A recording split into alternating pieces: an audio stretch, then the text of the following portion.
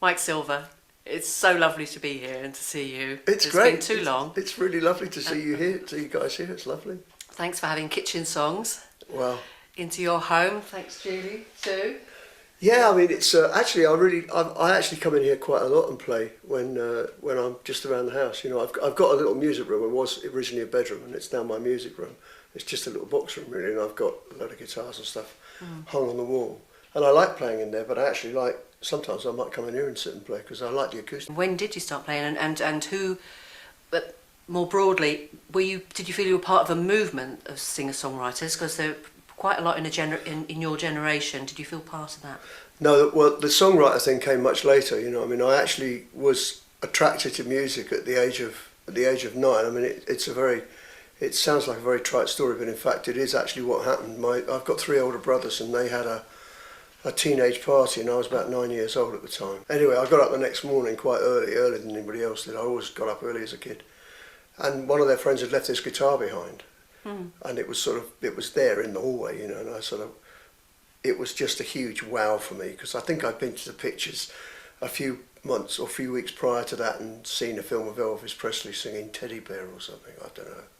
But it was a guitar, and it was just something unbelievable to me. Anyway, I kind of picked it up and crept into a downstairs room and shut the door, and I managed about 5 minutes with it before my mum woke up and heard me tinkling away. I wasn't playing, I was just messing around with it. You know, I didn't know what I was doing. But anyway, she said, you know, like mums do, Michael, you can't have that, you'll break it, and took it away. But she's already too late.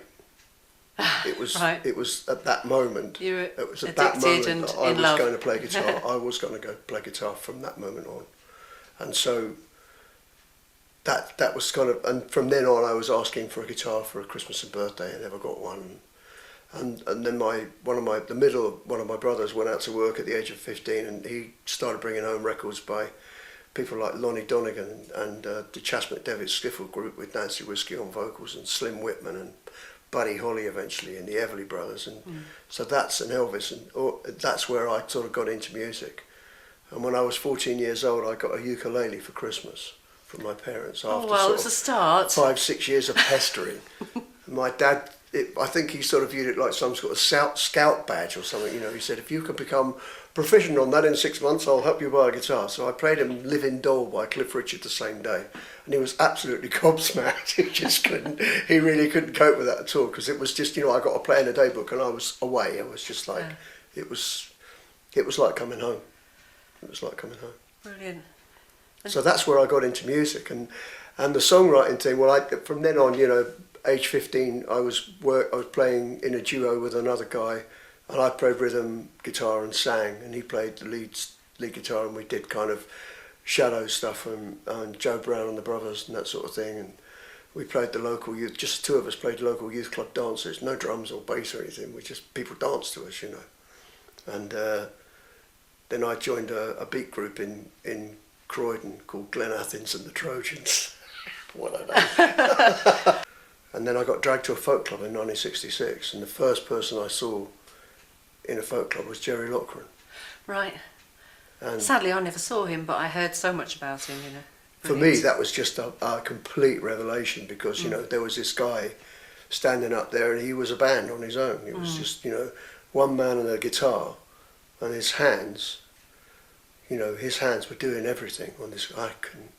I couldn't get my head around. I couldn't believe that somebody could make that full and wonderful a sound just with 2 hands and a guitar. It was just incredible. And later, a couple of years later, I was in Jersey, hitchhiked to Jersey and took the boat across, and ended up sleeping under a boat for a couple of days, and then got a gig walking up and down an L-shaped bar in St Helier, singing whatever the punters wanted to hear. And Jerry was over on the island he had the best gig on the island, a place called the Caribbean Bar. And he befriended me, and to this day I'll never really know why. I mean, he didn't need to be friends with me, but he was a lovely guy, and he took me on a tour of the West Country in the September of '67. He said at the end of that summer, he said, I'm going to Cornwall for 10 days to do a tour of folk clubs. If you want to, you can come along, and I'll make sure you get a spot at every club. And so that was kind of my introduction. But you'd already had, in one sense, one musical career really before you embarked on writing your songs. And Yeah, so I mean, did your music, did your playing change very much at that point? Well, eventually, I learned to play fingerstyle, which was like a huge step forward. There was a guy in Whitstable called Gurney, and I owe him everything really. He taught me how to play clawhammer. He spent 2 afternoons with me and taught me how to play clawhammer, and that was just a complete eye opener, and it was a revelation, another revelation, because it just opened up a whole world of playing to me, which I'd always heard and thought, oh, I'll never be able to do that. It's just impossible. And of course, it's just all clawhammer is just a pattern that you do with your fingers, and it's a basic pattern from which every guitar player, once they learn it, from which you start, and once you've got that pattern, you can go away from it and you can use it and change it, and but you've always got the thing to fall back on. You've always got that thing going on. So, and that's so. I owe this guy Gurney a huge amount, because I'd never have played fingerstyle but for him. And so, yeah, I mean, it did change my playing. When I started to get serious about playing in folk clubs, at that point, I was singing a lot of Dylan stuff, like Everybody and His Uncle. Yeah. You know, and I did a few comedy songs in the beginning. I was doing some Tom Lehrer stuff, and I got a bit of a reputation around my local clubs in Kent for doing, for playing comedy songs. And I thought, this is all well and good, but actually I don't really want to be a comedian. I don't want to do that thing. And comedy is very hard anyway. It's much harder to do comedy than it is to be serious. Although I still tell the But there was a fashion not long after that, wasn't there? For folk comedians became very popular. That's right. Yeah. I mean, I tell the old gag and stuff because I believe in entertaining people, and although I take what I do very seriously, I don't take myself that seriously, because I don't think that's a very healthy thing to do. But so I sort of kept that part of it, so I thought, well, what I'm going to do, if I want to get anywhere, if I want to make any kind of mark, then I'm going to have to start writing songs of my own, rather than just doing all the covers that everybody else was doing, like It Ain't Me, Babe, and It's All Right, Ma, and Masters of War, and Don't Think Twice, and Blowing in the Wind, and all that stuff that I was doing. There were quite a lot of traditional singers around in the clubs at that time as well, weren't there? Yeah. How did you rub along with them? Did you enjoy that, or you decided to go the writing route? But how did the traditional music affect you when you came in contact? I liked it. I mean, the next people I saw after I saw Jerry was Martin Carthy and Dave Swarbrick. Right. Okay. Which was a fantastic introduction. I just like music. I've never really felt that I didn't like traditional music. What I don't like is music that isn't being performed well. And that's where, I like to hear music. I would rather hear a bad song performed well than a good song being slaughtered, if you like. Right. And you get all kinds. You get both options in folk clubs. I still sing the occasional traditional song. I sing Lord. I've got a version of Lord Franklin that I do, which is a very old. Obviously, lots of people have done it, and A Sailor's Life, which I think is a fantastic song. Yeah. I love that song. You just reminded me of Sailors All. Yeah, that's Ewan a great Carruthers, song. because we were listening to that song. earlier, That's and you must miss Ewan. I do. My word. I mean, the really poignant thing is that he spent pretty much the last week of his life. He was here. He spent 3 or 4 days with Julie and I, and when he left, he gave me a big hug, and that was the last time I saw him. And 3 days later, he was gone. Yes, you championed his work very well. Still have and still do. It's become very much like pop music. It's become very much like the pop scene, in as much as, if you're in vogue, then you get a gig, and if you're not, you don't. And it's got nothing to do with whether you can cut the mustard or not. It's just got to do with whether your face particularly fits or not. Also, there's a lot of business. The business side has to be taken care of in a way that it never used to. That's right. Yeah. And business. I am to business what Cyril Smith was to hang gliding. So, I just like to sing and play. I've always loved to sing and play, and the older I get, the more special and precious it becomes. So I love to be able to sing and play. That's what I love to do most in the world. And as long as I can keep doing it, and as long as there's a little place here and there for me to do it in, that's what I'm going to do. Well, I know something you can do. Go on. You can tell us a joke. Because I remember in the old days when we lived just around the corner from each other, Right. in Bristol, and we'd see a lot of each other. There was myself, Steve Tilston in one house, and you and Jim Reynolds in the other. And there was quite a lot of competitive stuff going on with jokes, as I recall. Yeah, there was. Yeah, there were an awful lot of them about. It was great, actually. Well, this is one I heard. I did a gig with Johnny Coppin, my duo partner. We did a gig on St Patrick's night, and there was a guy at the gig. And I think he was the only. I think he was an Irishman. I think he was the only guy there, and he was in the wrong gig really. Came up to me and he said, "Did you hear about Paddy who went for a job as a blacksmith?" And the blacksmith said to him, "Have you had experience shoeing horses?" He said, "No, but I told a donkey to piss off once."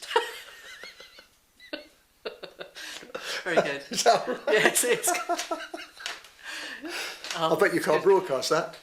Oh, Can you? Can we? Can you broadcast that? David, that'd be all right, won't it?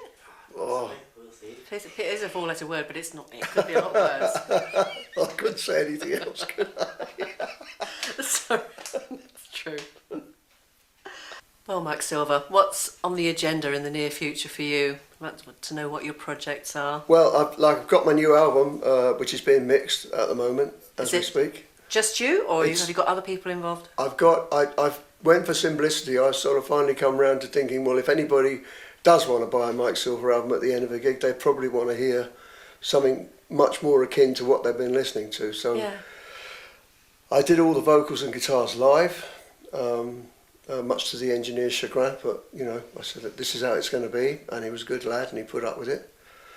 Really kind of what you see is what you get, except for the fiddle and the dobro. So, and I'm really pleased with it. It's a whole bunch of new songs except for one.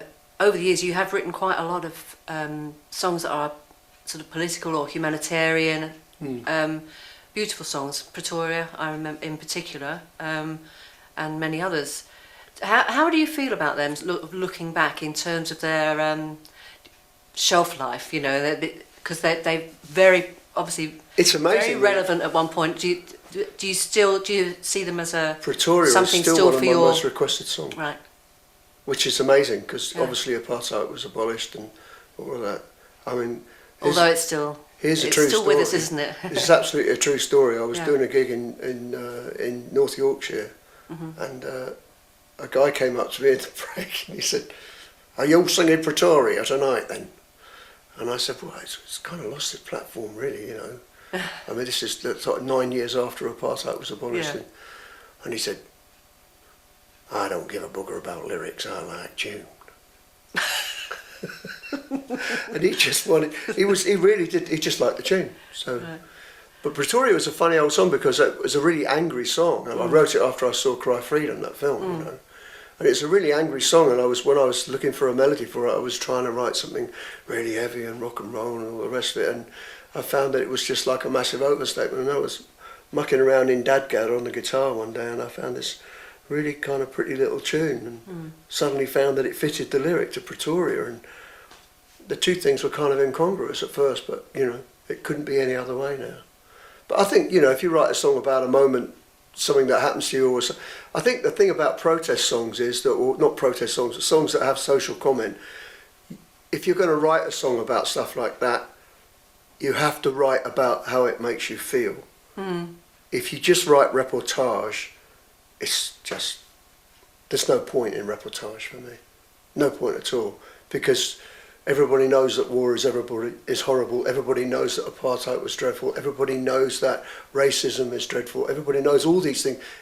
You don't need to beat people over the head with that it. way, yeah. It's more about saying how it makes you feel. Yeah. Because if you say how it makes you feel, and then somebody in the audience thinks to themselves, actually, yes, I felt like that, then you've done the right thing. You have. You've done the job.